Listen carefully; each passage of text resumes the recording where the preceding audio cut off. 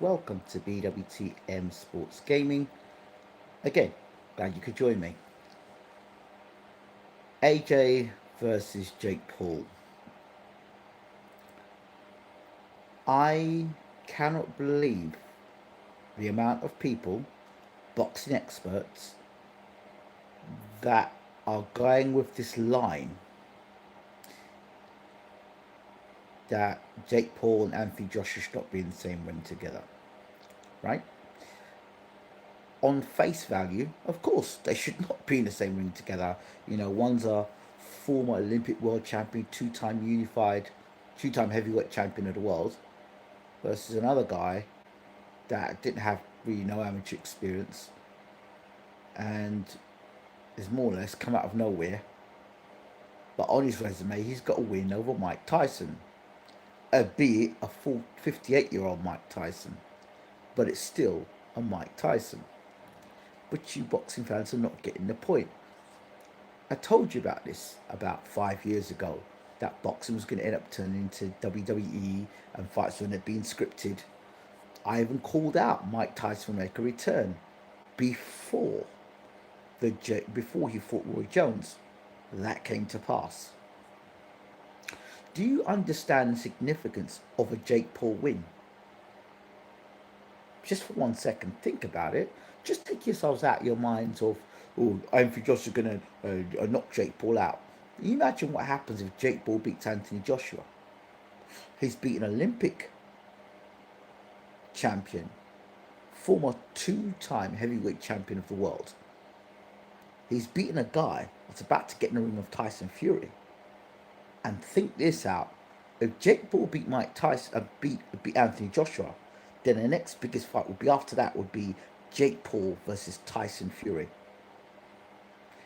Think about the amount of money that fight would make. And that fight, I believe, would make more money commercially than Joshua versus Fury. And I know all this sounds a bit crazy. It sounds mad, right? But hold on. Who would have thought that Mike Tyson versus Jake Paul would have gone the way it went? Now, we all know Mike Tyson, how Mike fights. We know Mike is the kind of guy who commits with every punch he throws. Now, why is it that Mike couldn't commit with his punches till one point we had to actually bite his glove to stop him throwing punches? Anyone who's in the boxing world can see that was not Mike throwing the punches with the intent he should have thrown with. Why? Because there's something called a contract. And in that contract it says Mike could not knock out Jake Paul. Go back and watch the first round of the fight. Mike hits Jake with a jab. Jake goes stumbling back to the ropes. Jake pokes out his tongue, goes like that. And it's actually slated to tell Mike, Mike, no, you're blowing the bag. Go back and watch it. I will implore you to go back and watch that. Study. A lot of boxing fans are very, when they've got a mind fixed on one thing, they can't look outside of that. And that's how this guy's come into boxing. It's kind of like he used it to our disadvantage. Now, then boxing fans say, oh, look at where he blew out Ngannou. The Ngannou fight, the Pulev fight, the Povetkin fight, the Usyk fight, the Andy Ruiz fight. These are all boxing matches within a certain contract. It doesn't tell Anthony Joshua that he has to lose weight, does it? So you've got to ask yourself the question, when's the last time you saw a heavyweight bout where a guy loses weight? Where a heavyweight has to make a certain weight. That's not what heavyweights do. So right there, in our eyes, we are seeing something being told right there. But here's the thing you are not getting, and you boxing fans are not getting, and you boxing fans need to understand. If it says in the contract that Joshua cannot knock out Jake Paul, cannot land one punch power, and he cannot land anything significant and hurtful, that takes away Joshua's biggest weapon, which is the knockout power. So if Joshua cannot throw knockout power, now Joshua's not great defensively, And if you push Joshua onto the back foot and you hit him and you hurt him, he's not one to do very well. He doesn't do well going backwards. He doesn't do well when you attack him. So imagine now Jake Paul going into this fight knowing full well that Anthony Joshua cannot land significant punches. Why? Because in his contract it says you cannot knock out Jake Paul. You cannot knock down Jake Paul. You cannot land certain headshots to Jake Paul. So basically, your instructions is to carry.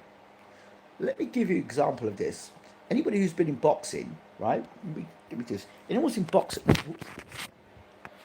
so anyone who's been in boxing, right? Well, anyone who's done any sort of sparring. In sparring, there are times where the trainer, I've had it, where a trainer will tell me, right, for this session, I want you to work only on defense. And the other guy has to come out and throw as many punches as he can and try to knock you out. If not knock you out, try to hurt you. And all you have to do in this session is defend. So Joshua is more or less in that position. If that contract is there that says he can't throw knockout punches, then you're not getting Joshua versus Paul in the way you, the boxing fans, think it is. You're getting a glorified sparring session where Jake Paul has the advantages, where Jake Paul's allowed to throw any punches he likes, wherever he wants to throw it from, and all Joshua can do is basically maybe throw a jab and throw punches that are not going to be knockout punches, whereas Jake Paul can throw any punch he likes, when he wants, how he likes. Come on.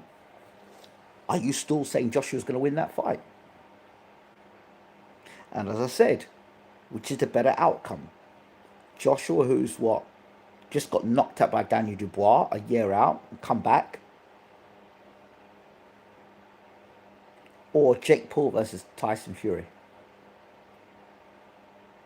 How much money is set to be made if let's for example, the Saudis were to bet on Jake Paul to beat Anthony Joshua? With so many people betting against Jake Paul, and so many people expected Joshua to be the favourite. Joshua is definitely not the future of boxing. He's not. He's the past. So you tell me. We've seen it before when fights are announced. Boxing fans are in the comfortability of believing, oh, well, because they've announced this fight in the future, then that means that Joshua's going to take care of Jake Paul. No. We've seen this playbook before. Remember when they put in Joshua and Wilder together? Remember that night? And Wilder got beat by Joseph Parker. So no, he never fought Joseph. We never saw Wilder versus Joshua. So boxing fans, we need to be very careful here. If the fight goes according to how us boxing fans see it, as Joshua's fighting Paul and Joshua's allowed to go out and do what he wants to do, then yes, I would expect Joshua to be able to go out there and destroy Jake Paul. But I don't think that's going to happen. Jake Paul is too smart and too savvy to allow that to happen. And if he can put Mike Tyson under manners, if he can make Mike Tyson submit. Remember, if Mike knocked Jake Paul down, $70 million was not going to Mike's account. Why would you do all that training to get in a ring to blow that money? That is absolute madness. And again, I don't know what's tied to that and the consequences of knocking Jake Paul out. Jake Paul, as far as I'm concerned, if you can make Mike Tyson, if you can get in a ring with Mike Tyson and make Mike not blow the bag, who's Anthony Joshua? Yeah, he's younger.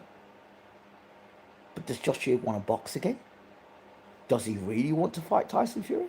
Has he really got the heart for that anymore? Joshua does not come across to me like a man who needs money or really wants the Tyson Fury fight. Because if he did, he would have done a better job against Dubois. He wouldn't be coming into the ring with his hands down by his side, getting caught with shots the way he caught by Dubois. So to me, as again, if they go by how Joshua has fought against Pulev, he's fought against Povetkin, if that Joshua comes out, yeah, then he blows away Jake Paul. But I don't think we're going to see that Joshua. I'd be very surprised if we see that Joshua. And I think we're going to see a Joshua under instructions not to throw big punches. And a Jake Paul fully fit, ready to throw as many big punches as he can to cause the sensation. And you know Joshua has had problems against smaller guys. And you know when Joshua's back touches the ropes and he gets hit with a big shot, you know what happens. Andy Ruiz, Daniel Dubois, all over again. And what mental demons has Anthony Joshua got left? Who's Joshua been sparring for this fight? I have serious reservations about this fight. How it was put together, what was the motivation putting it together? Why is Joshua being told to come down to 200 and something, 45 pounds? Why? Jake Paul said that he's not as effective. When he's lighter, Joshua's not as powerful. So bring you down to 245 and then put you in maybe bigger gloves. Don't know. What else? Remember when Joshua fought Ruiz? He was saying, why am I feeling this way? Why am I feeling this way? Well, I don't know. But all I'm saying to you is, as we've seen with boxing already, what they sell us is not what we got. When we got Eubank versus Ben 2, and Eubank Senior was telling us, wait until the fight, we didn't understand what Eubank Senior was saying. Eubank Senior knew that Eubank there was something wrong with Eubank Junior, and you could see from round one that Eubank Junior wasn't even a shadow of himself. So we sold a fight with a guy that was weight drained. We knew that already, but he was sick. So we got Eubank versus Ben 2, but did we really get Eubank versus Ben 2? Did we really get a fit fighter fighting another fit fighter? And these are the things we need to look at boxing today. Forget about two names coming together. Think about the advantages and disadvantages, weight draining, or maybe a fighter coming to ring injured. These are things we need to be looking at now. What's in the contract? So I'm not hiding my fact. I'm not hiding the fact. I'm putting money on Jake. I am. Well, okay. I lose money on it. But imagine the money I gain on a guy that the boxing world has completely counted out. There's everything to gain for Jake Paul and nothing to gain for Anthony Joshua. If Joshua knocks Jake out, he's meant to do it. And if he doesn't knock Jake Paul out, he should retire. And that's the way I see it. But I think you're missing the point here, like I said. Don't forget to rate, subscribe, leave your comments in the comment section. I'm out. Have a good one.